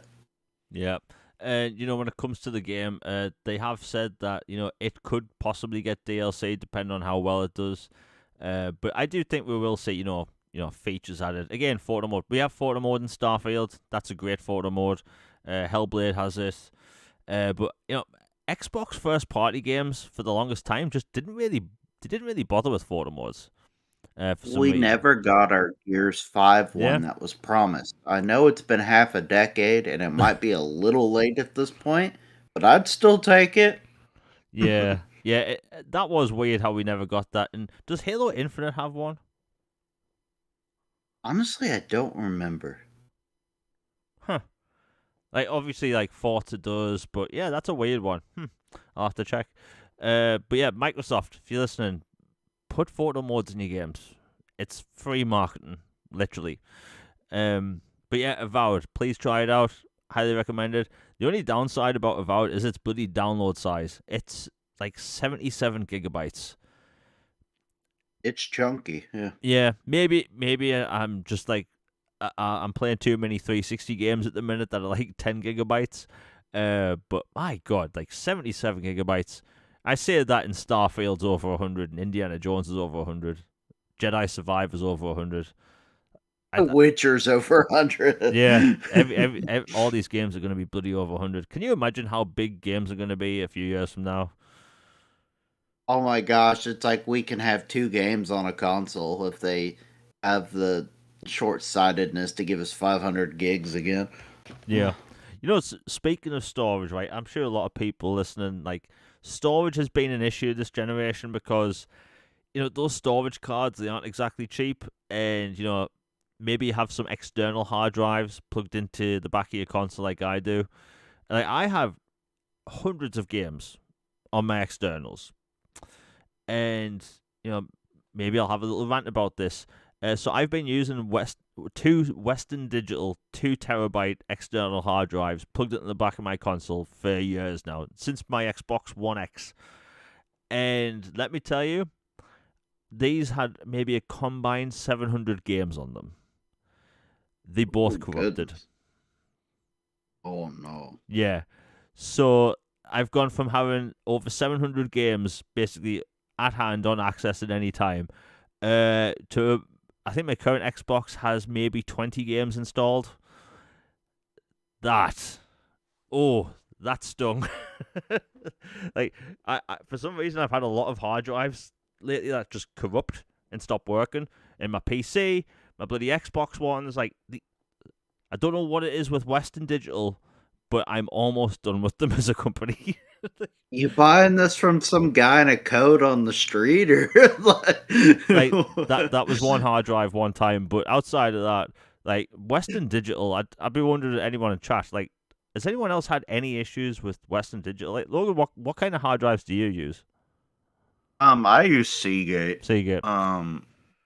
Yeah, like on my Xbox One X, I had several Seagate ones. My PS5 has a Seagate external. My Series X has a Seagate external, and I have that little proprietary memory card that they came out with at the beginning from Xbox, which, that thing was ludicrously expensive to begin with. Yeah. Like, honestly, they shouldn't cost that much. I know the tech is impressive, and yes, SSD, all that, amazed with tech wizardry terms, but it shouldn't cost that much to store games. And you bloody should well know in the year 2025 that people need more than 500 gigabytes or 1 terabyte for these games if you guys are going to pump out suckers that are 100 gigabytes plus for a game. Or if Call of Duty is getting an update every week that is a bunch of gigabytes on top of the game already out. And I mean, like we mentioned the 360 days and the glory era and all that all the time, but there is something to be said for putting a disc in and you play the game, putting in a cartridge on the N64, you play the game, and not having these massive file sizes. Or like if there is an update, it's pretty quick, pretty harmless. It doesn't take that much storage. I remember getting the slim Xbox 360 with like 200 gigabytes or whatever it was, and I thought I was a millionaire. I thought I had storage I Yeah. would never Yeah. ever use. And now it's like, yeah, congrats, that's one game. So, I don't know. That's another problem besides pricing. They got to figure out file sizing, management, or storage for these devices going forward. Yeah, we have a new super chat for $2 by Raytrey. He says 77 gigabyte smart delivery. It should be 50 gigabyte on SS. I mean, these file sizes on S, they should be reduced because like that's what we were told that, and plus like you're not going to get like full resolution, 4K textures on games and stuff. So I think like video game compression when it comes to file sizes, like these companies need to do more. I forgot the name of the technology, but basically like when you have a video game with lots of repeated resources, such as like let's say a city, and there's like lots of lampposts. Well, wouldn't you think the game just needs one lamppost in the game, and the game would just copy it throughout? It turns out they need that same lamppost copied that many times, which sounds bloody stupid if you think about it. And thank you for the $2, Rich. But like the storage solutions, it's going to be a big problem going forward.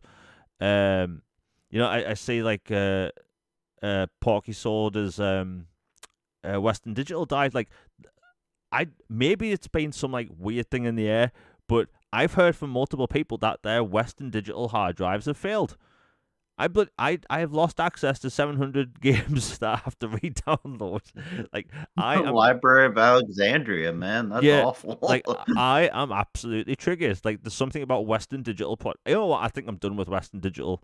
I might just move to Seagate. I've never heard any bad things about Seagate, so I'll have to try them out. I've never had an issue.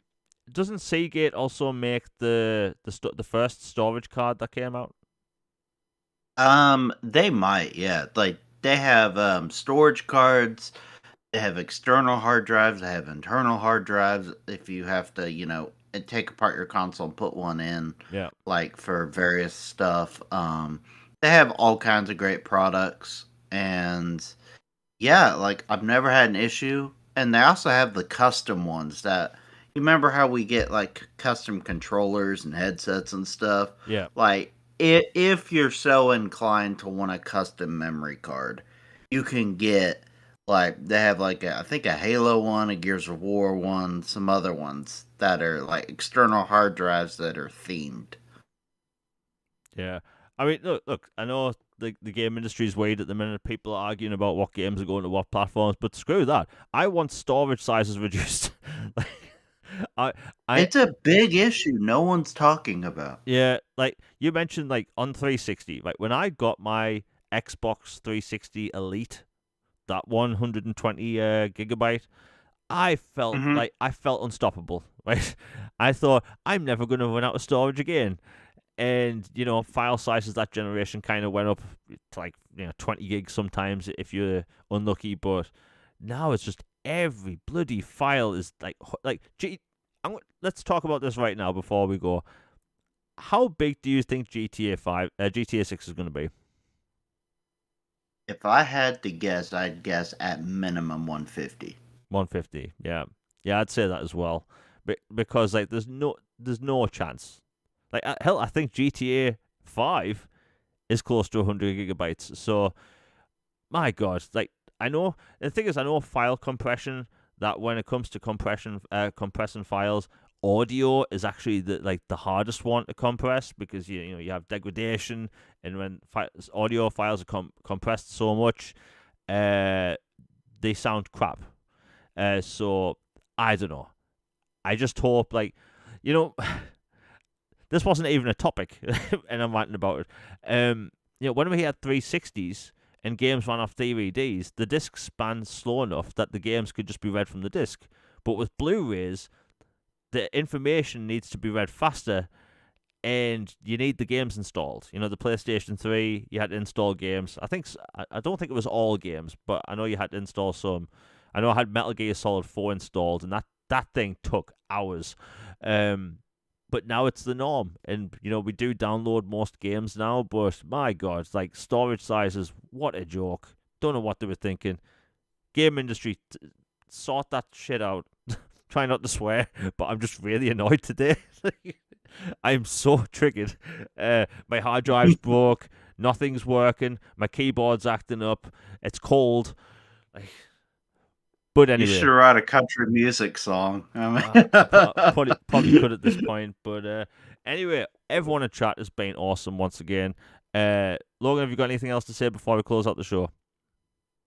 Yeah, like since we're on this topic anyway, I might as well throw it out there. But just that there was a horror game that was revealed today that or had been already announced. Karma Dark World or something like that. And it's from Wired Production. I like them. They're a good publisher. I respect them. They've made some really good titles. I have a bunch of them. And for some reason, it was announced and ages ago, but then today they gave a release date for PlayStation and PC, but they refused. They didn't give an Xbox release. And immediately you go, okay, this is weird. Why are we doing this song and dance again? And it just so I kind of fired off on it, and I was like, come on now, are we really doing this again? And they said it is coming to Xbox at a later date. They'd have more information in the coming months, which off the top sounds like a timed exclusive. Or if it's not that, then it means it's a tech issue. Or like they're not prioritizing it. Whatever the reason, I know indies aren't everybody's thing, and I've even had some people go, it's not a major title, so what's the big deal? I'm like, well, the majority of the stuff you're playing nowadays are not AAA. You're playing the vast majority of games are from smaller studios that make interesting titles that you like. It matters. It's all grins and giggles still at the game you individually care about. It's easy to go say, oh, who gives a flying flip about this game? They're like, well, somebody does, clearly. So, and especially as someone who loves the genre and respects and likes the publisher, it kind of irritated me. And I don't like the idea of this being an issue that just keeps happening. Where Xbox, for whatever reason, is made the stepchild for release dates and staggering. If it's Sony screwed them over gave them a bag they couldn't refuse, hey, respect the hustle. If you're a small dev and Sony gives you a bunch of money just to punt a game for a few months, I get it. I understand it. As a fan, I don't like it as someone who plays on Xbox mainly, but I understand it. But if it's a tech issue, it's like, what is going on that all these indie devs are having issues right now? I don't know. It really annoyed me, but overall, things are going really good in gaming. Yeah. I'll try and see if I can find out more during the week for next week's show. And hopefully that does come to Xbox pretty soon because I know a lot of people like that type of thing. But yeah, everyone in chat has been awesome. Now, I keep mentioning how the show might start early when I do the whole green room thing. I'm putting that off for a bit. Who knows? But I have a new video coming out soon. It depends when certain things happen or certain things get announced. We'll see. But we'll be back for a new episode of All Things Xbox podcast next Tuesday, same time. And yeah, I will say this, you'll see people lose the marbles online over gaming basically every day over stuff that doesn't matter. And like we've just heard today that, Marvel Rivals, like a whole studio basically got shut down. Like there's clearly weird things going on in the industry that people need to talk about. We're just talking about the storage sizes. Like that's one thing. I think gaming's a great hobby. It's fantastic, but too many people spend way too much time just grifting and really being negative about it. It's like if there's something you don't like about it, I get it. Voice your opinion, voice your concerns, but it's getting to the point now where every time I open up any social media, it's not just Twitter, Blue Sky, Threads, Facebook, and it's forced negativity and just rumors and leaks and stuff, and it's just very tiring. Like I think people need to take a step back, realize this is a hobby we should enjoy, and I'll just put it out there. Anyway, we're back the same time next week. Sorry I've been rambling today. I lost 2 hard drives. I'm very annoyed. If certain things happen during the week, my next video will be going live by Sunday. Hope you all enjoy it. The link to my last video is in the comments down below, as well as our links to our social stuff in the description down below. Anyway, back the same time next week. We are out, everybody. Peace.